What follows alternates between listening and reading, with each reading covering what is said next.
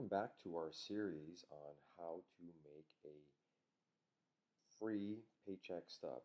You'll see that's under our blog actually. If you look under here, under Paycheck Stub Online, the blog name, and it's our latest and greatest video. You're probably seeing this because I've put it in this post, so you probably already know that. But just in case for the viewers that come here, so this is going to be part 3 about how to make a paycheck stub. So you'll see that on there. And we're going to show you how to do that. So really what we want to do is open up Excel, and we want to do File, New Workbook, and start here. So this is our little customary Excel spreadsheet that we all know and love, and we've used before. I want to show it to you here real quick. What we want to do is do a nice little layout. If you look at a normal paycheck stub, I can go back to our pay stub. If you want to make a pay stub, you can see here, actually the sample, sorry. Let me look at the sample here. And where are those modern day pay stub sample? Here we go. So look at this little picture here, and we see there's columns. I actually can see one column here, another column right here. It'll be all these. A sub-column here that is still here that you can't technically see, another column here, and then another column here, and then we can make this one big column. So that's a total of 1, 2, 3, 4, 5, 6. You can technically, actually, if you want to get really professional, you can add another little column here for some spacing, another one here, another one here, another one right here, another one here. So add that and another one here technically, so it's going to be 12.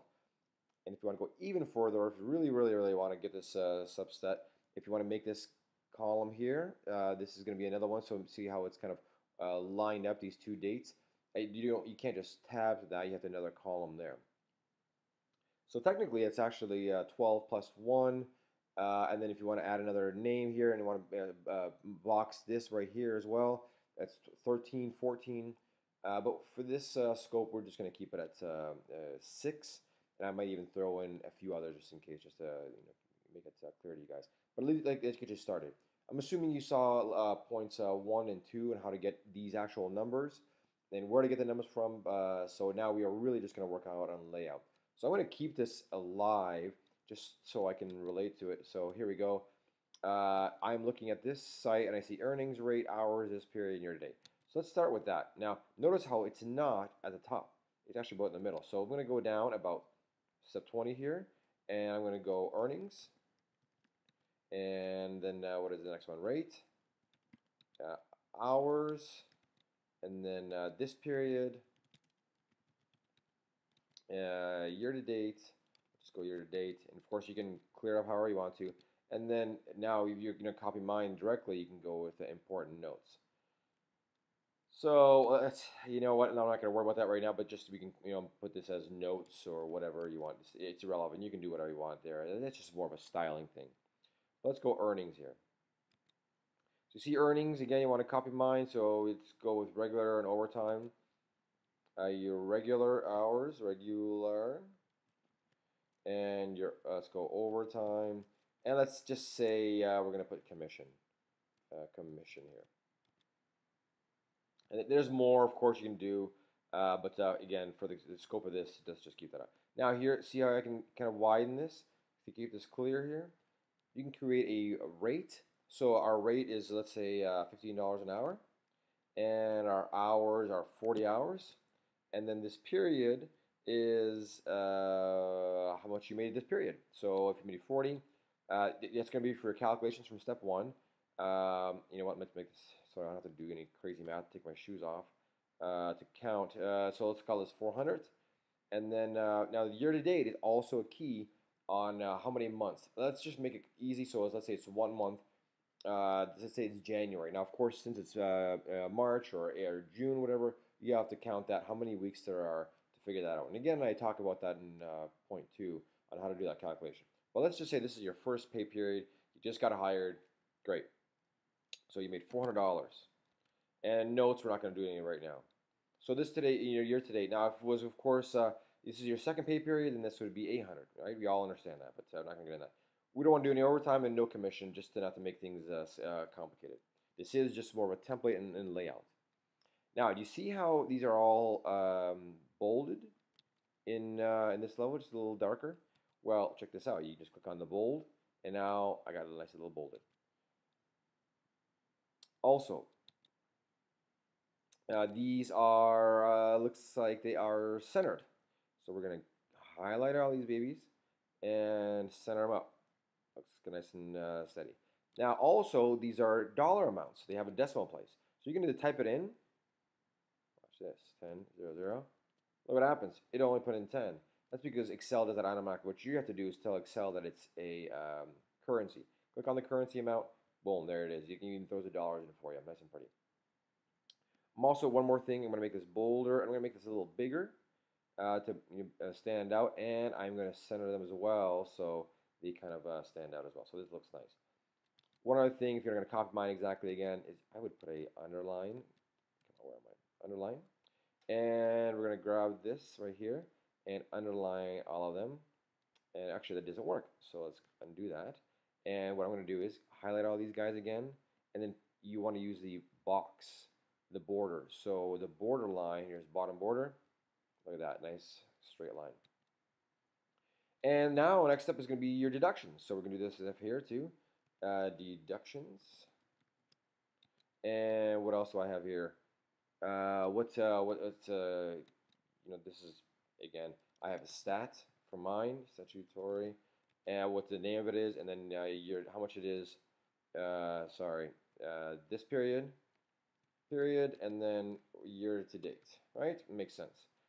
You're going to have to do all these calculations, so of course we have the Fed, the social, the Medicare, all these other things, Fed,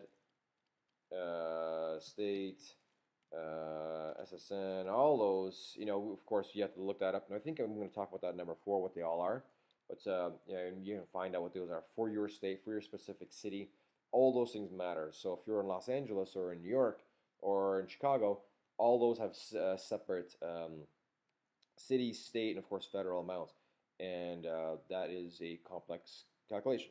Let's just say for Fed it's $10, for state it's 5, and your social is 1, just to make the numbers easy. And since it's only one period, it's going to be the same. It's 10, 5, and 1. Same thing. So again, we're going to do this. We're going to make them bold, make them a little bigger, and underline them like so. Here we go, bottom order. And I have them offset. You might be wondering why, and I'm wondering the same thing. I know that's just the layout that I had here, I guess. Oh, because there's no right and hours, so you can kind of bring it in, make it more easily readable. If you want to get fancy, you can justify this to the right and make it look like it's a little more, and then make all these guys centered. Make them all dollars. There you go. Now notice this notes is kind of hanging out here. We want to kind of drag this out a little more here to the side, and just make this one guy go to the side. So now we have a nice, see how it's kind of separated there, and then put it under. Put no underline under this. And this is what I'm talking about, where you do see how this little stuff is. So this is actually another column. So I'm actually going to grab this guy and move it. If you put your little finger on it, makes it into a hand, you can move it over here, and now you got a space. And make these 3 guys all, okay, take the box model out. Let's see, where's the no borders? No borders, take them all out, and then put another one in there now just in the bottom border. There we go. Sure enough, see there's a notes, and I'm going to make this left justified. So, and here you go. Here are my notes. That's it. Okay. What else? Now you got to put your name here, name, and address, all that good stuff, of course. Details, whatever that is, and you're going to copy that, of course. Now you also want to do simple some company notes. Oops, notes here, and you want to say company info here. Company info, all their stuff. Make it all layout. Oops, come on now. This is not what you want. All right, and then we want to see this. Now at the bottom here, you just got to literally just write this down, copy it in. Where you're going to have the biggest problem is with this earning statement. Sorry, with these dates. That is the, put them all up here, of course. Start date, end date, or print date. You're going to have to do that however you want. There's actually 4 dates. There's hire date, start date, print date, and pay date. All those dates have to coincide with how often you get paid. So if you get paid weekly, or bi-monthly, or monthly, those are things that you're going to have to figure out and count from when you started to the time you're getting paid. Be careful to watch out for holidays, for vacations, for weekends, because you always will get paid on that same date. If you're paid on a Friday and you're going to choose a calendar and then put it on you're getting paid on a Saturday, it's going to not look official. It's not going to be a legitimate pay stub. It always has to line up. So remember, like February has many less days. If you're paid weekly or bi-weekly or half monthly, that will change. So put your date in there, 02, let's say 01, 2014, perfect. And then whatever you do later on, however that is. So if it's 7 days, 6 days, or 14 days, remember it's not actually 14 days because you're paid on the day before.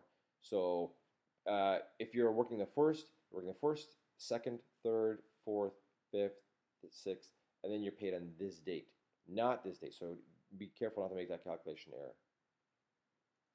And that's pretty much it. Here you can create your little graphic of whatever you want to do as far as the check. You make it pretty and stuff, or make a little graphic, draw that out, whatever you like to do. I also caution you too, if you're going to make another pay, if you need the past 2 or the past 4 pay stubs, all these numbers have to coincide. So if you got paid this period 400, so every week you get paid 400, and the next week, so this is, let's say it's the next pay period, let's say it's the 7, then this one would be 800, of course, and then year to date you have to add all these numbers, subtract it from this, and add it to these. So your year to date is going to be 20, 10, and $2. Also, don't forget, not everybody works 40 hours every week. Sometimes it's actually, that's not hours. Don't put that little dollar sign in there. It's going to be actually just a regular old currency. So we don't want, how do we turn that off? Percent? Nope. Hours. Take that off. Let's see here. We don't want those. We want number. Here we go. Standard number. There it is. 40 hours.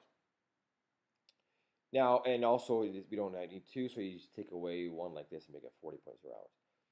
What I was going to say is, you sometimes you will work 30 or 39 hours, 39.5. It's very common where you just kind of left work early or something like that, or had a longer lunch.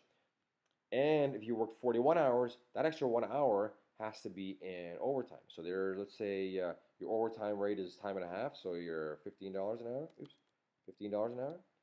And you worked 1.5 hours because that week, so it has to be 40 because that doesn't make sense to work 39 and a half. So you have to 40, 1.5 hours. So you have to multiply that, so it's 1.5 times 15, of course, and do your math there, whatever that is. Again, I covered that in step 2. So that's pretty much it, and then you can print this baby out and be ready to go. And of course, you have to organize your your width. Also, don't forget that this is going to be gone, of course. This is deleted. Don't forget, you're going to print this thing out, so your printout layout is going to be very important as well. So we'll get to that next time, and good luck on this thing. If worst case scenario, if it just takes you too long, we can do it for you in about 30 seconds. Put in your information. We do all the calculations for you. We do all this. You can click on the numbers. I'll show you how to do that here. You can simply do all these things on the fly. You can see what it looks like beforehand. So looking here, you got update changes. This is what it looks like before you pay. You want to add some commission in there, throw 10 bucks in there, $100 in commission. Don't forget your check number, some crazy number like this. Okay, perfect. And you want to, this week you only worked 38 hours. Update that. All these numbers update. Shows it on here. Here's your check number. You can put your ID information, all that stuff in there. Bam, it just shows right up, no problems. What else you got here? You can change your notes and put your email in there. Oh, here you go. Number of stubs. You can bump this. Oops. Number up stubs. You bump it up 1, 2, 4. Let's say. Here, look at all your stubs up here. Now this is your first period, second period, third period. You can just click on these guys, view them, and look at that. Your year to date is going to be calculated. The next one is going to be, so this one is your year to date is 600. Year to date is 6,600. Look at this one. It's going to be all, you can update the changes. And there's 6,000, and next one is going to be 54, right? Because it's going to be $600 less. Update the changes. 400, sure enough. And then all these numbers are all calculated for you. So if you want that, that's fine. Otherwise, just do the free way, and hopefully you become a customer one of these days. Thanks for your time, and I look forward to your business.